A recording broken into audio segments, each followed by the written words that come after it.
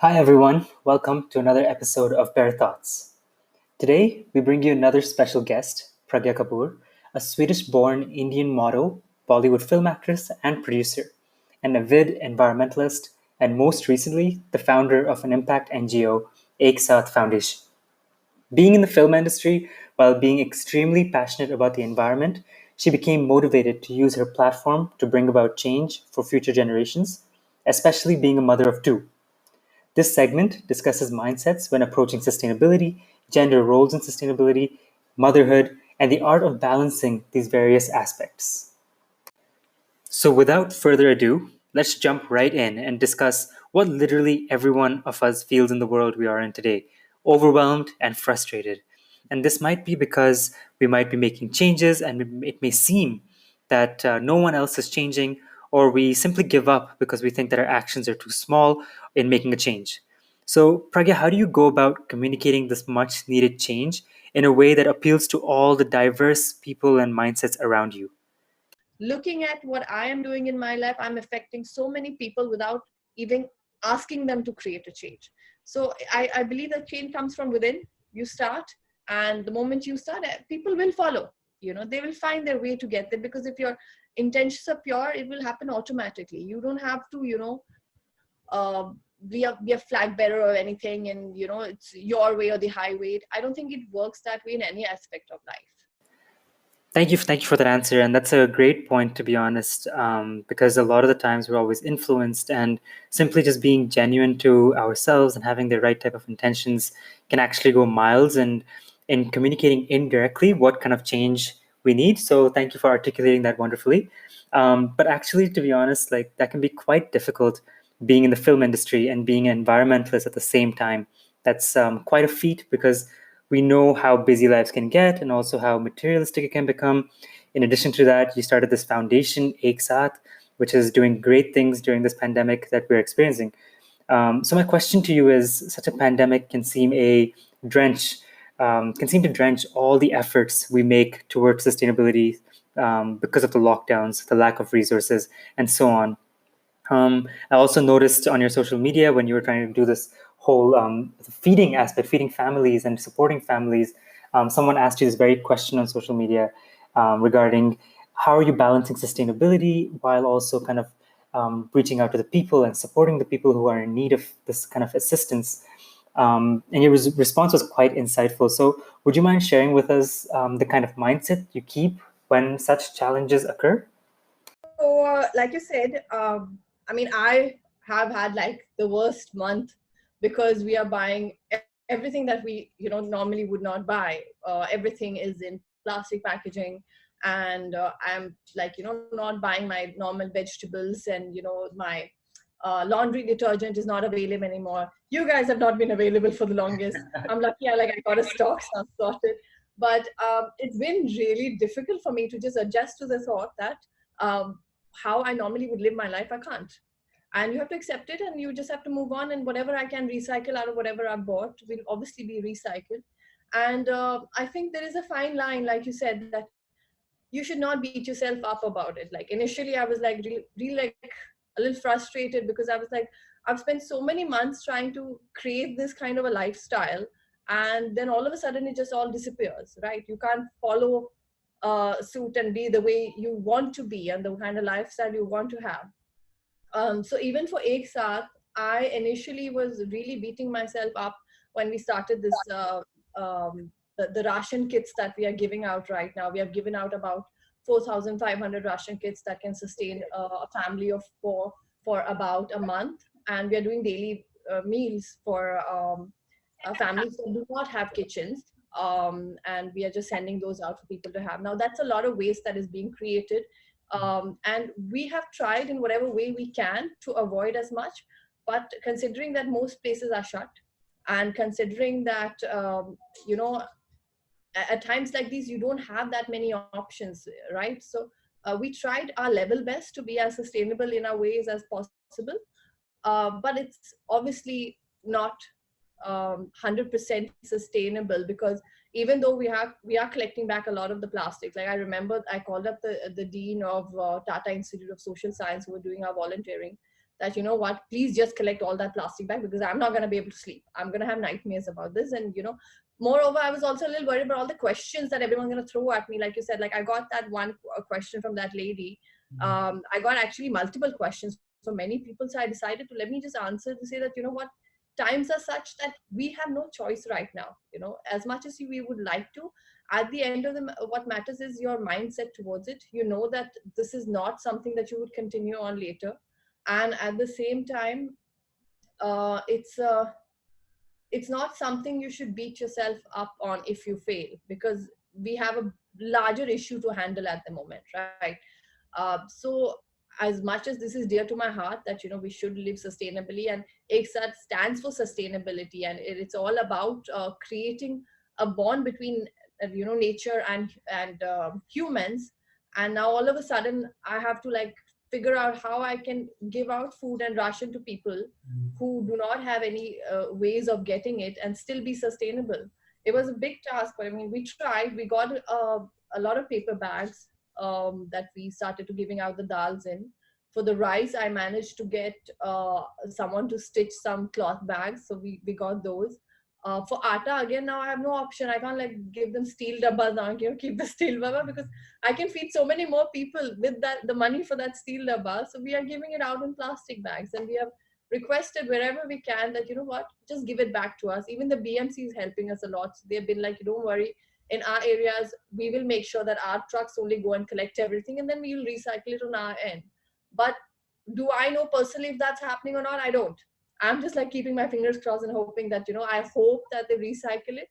But I'm not going to beat myself up about it, because right now what is most important is to help those in need, beyond anything else. If we can't be have that much humanity in us, that we do not take care of the people that we live with, then there is no point of trying to save the world, because who are you saving the world for? For everyone to be a part of. So yeah. Absolutely, and I couldn't agree more. Really humanizing the approach we take to our daily lives and experiences can really help us see what those around us are going through, especially during a pandemic like the one we are experiencing right now.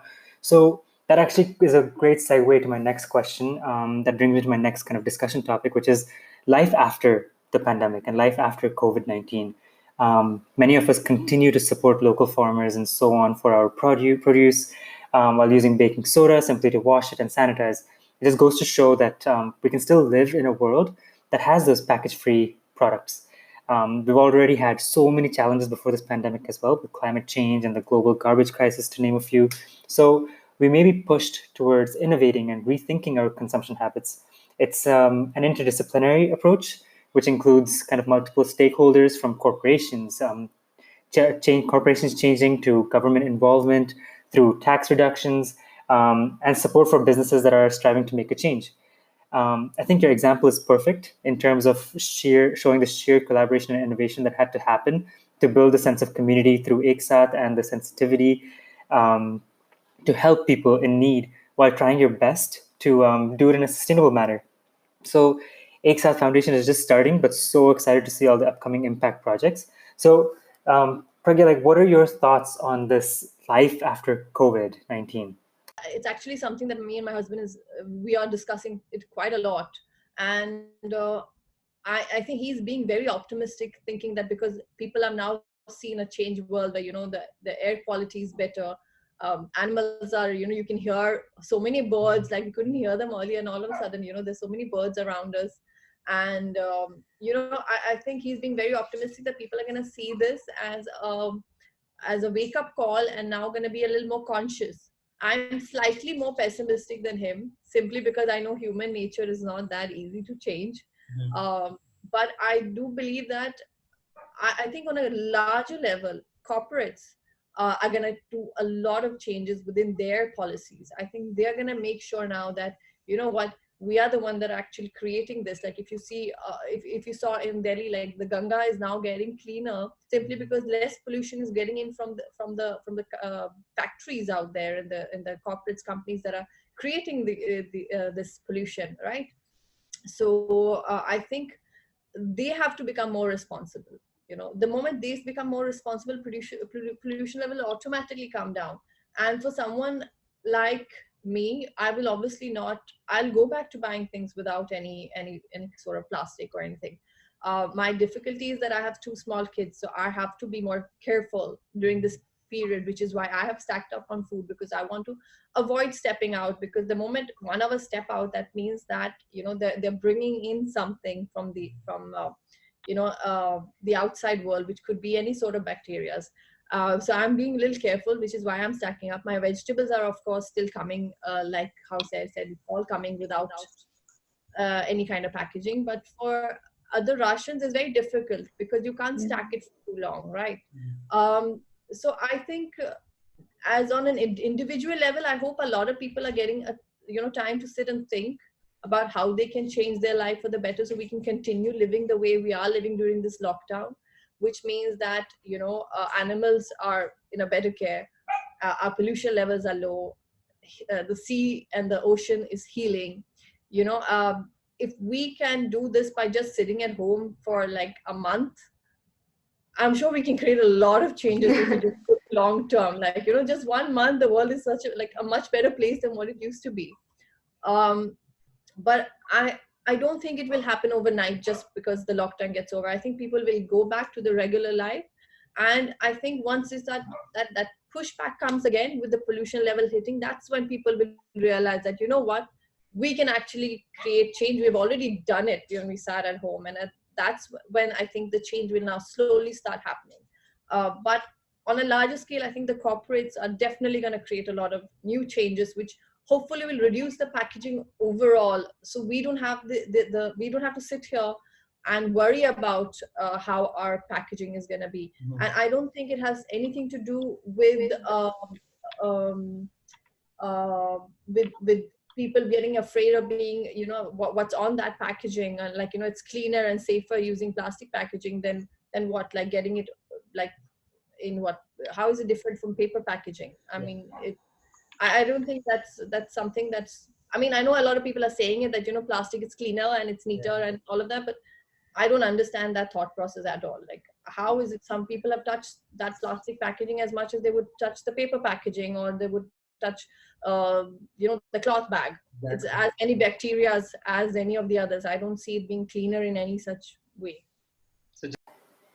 To be honest, rather than pessimism, maybe you're taking a more realistic approach to this as well, which is definitely helpful advice to our listeners and to myself in tackling problems. Because, especially when it comes to understanding human nature, because we do live in a world that is populated by close to 8 billion people. So the change isn't just going to come overnight. It's going to take effort, it's going to take mindset, it's going to take understanding what's really happening genuinely. And I definitely agree about the whole corporates hopefully eager to make changes, so consumers aren't constantly facing this battle in choosing that sustainable alternative because it isn't really or readily available or accessible. Um, but to be honest, like, while we think it isn't readily available or accessible, we live in a country that was pretty much zero waste in the past.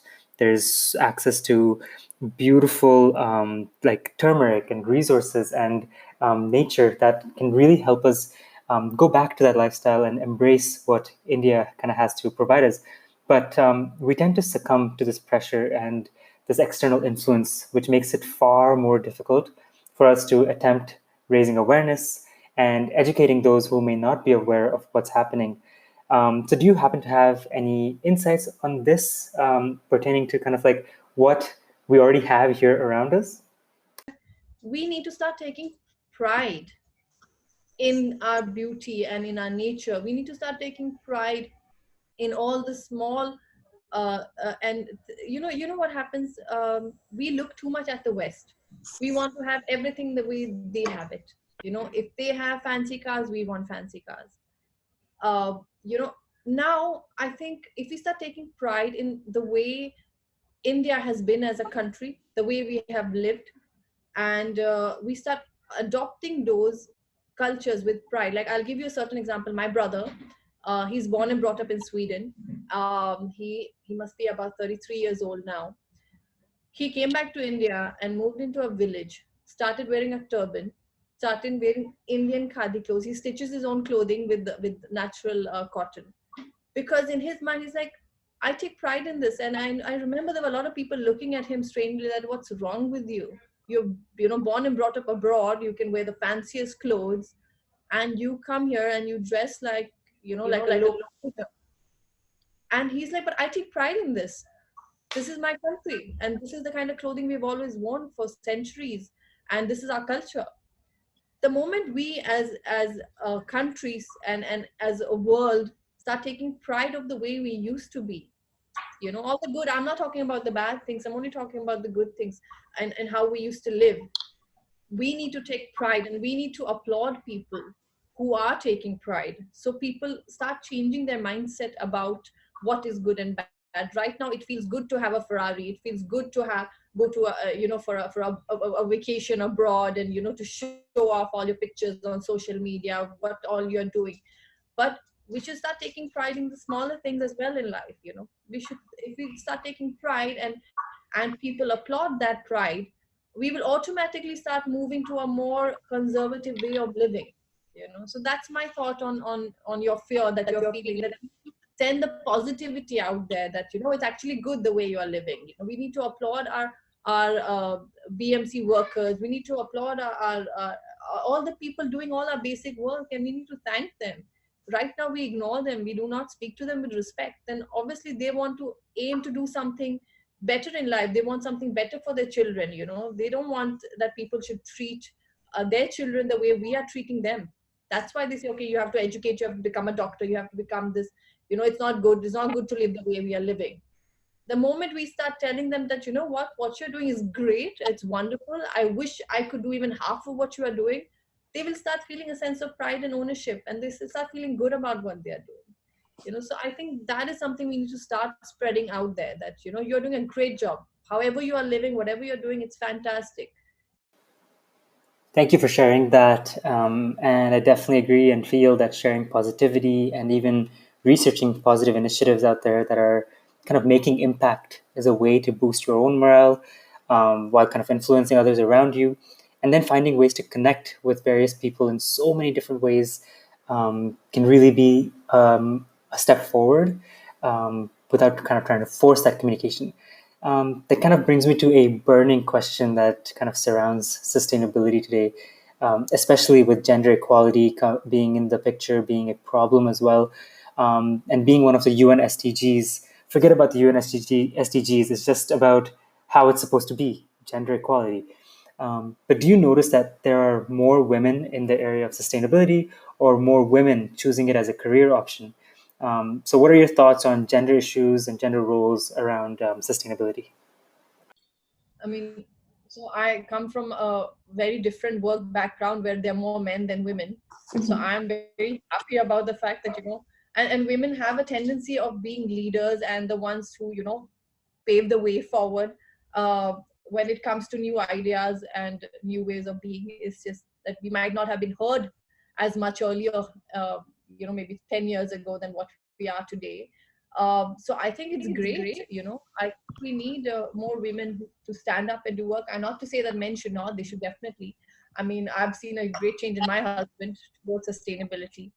And I think it's important that, everyone walks this way together. But I mean, I think it's great that women are taking the baton and taking it forward. Most definitely. But let me go back to that question. Let me add to that burning question that we talked about, and challenge you a little bit on that. You are a mother of two, and that's quite a fun and loving experience for you. But satisfying a child's desires so they remain happy and motivated might mean certain packaged goods, certain packaged toys, some kind of road trips, traveling, etc., etc. So, how do you go about kind of balancing your responsibility on motherhood along with environmental sustainability, and how do you go about navigating this balance?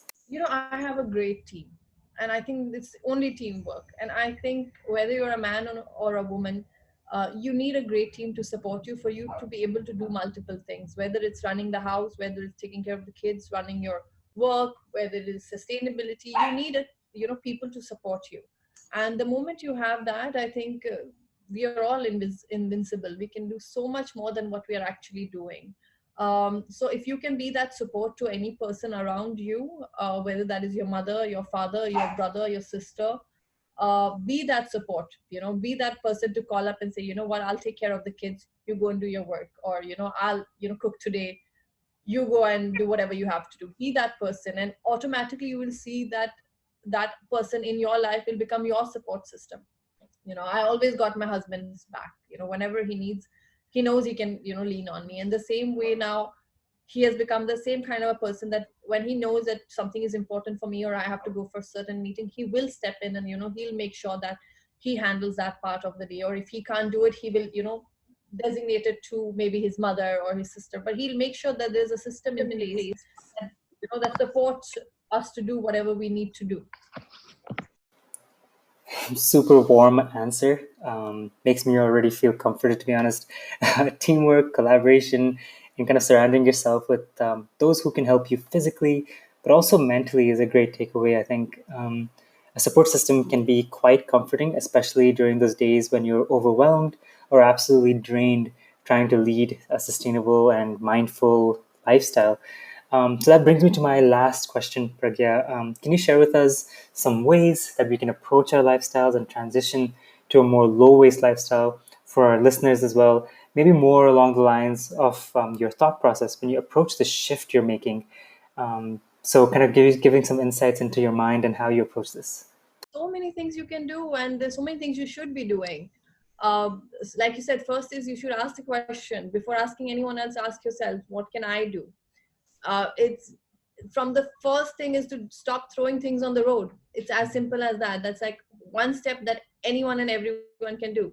You make sure that you carry it in your bag, or you find a dustbin to throw it in. It's such a simple thing to do for an individual, right? If you want to now, you're kind of burning for this subject and you want a part of something bigger, there are many cleanup groups out there who are doing things. That's kind of how I started, because I remember when my younger son was turning 1. I didn't want to keep a normal birthday party, and I was like, what do I do, because I'll be creating so much waste. And I just reached out to a cleanup group, and now it's become a thing that, what, if at least once a month I try to make sure that, I go and clean a beach, or I'm part of some activity, because I also know that people get inspired by seeing other people doing it. What, if that person is doing it, then even I can do it. So it's all about bringing people together, and you don't have to be someone or anybody to do that. You can just be you, and you just know that you have so much power. I mean, Afroz Shah is like the biggest example. He was just one person who started going to the beach cleaning up. That's all he did, and see what a movement he has created. So don't ever think that you are too small, or you don't matter, or you're like, you don't have the power to create change. We all have power to create change, and it all has to start from a personal level, where you start making small changes in your life, whether that is you're getting your vegetables packaging free, whether that is hi, hi, whether that is that change your toothbrush. इसको लेके जाना please. Thank you. Sorry. That's my son, my younger one. Hello.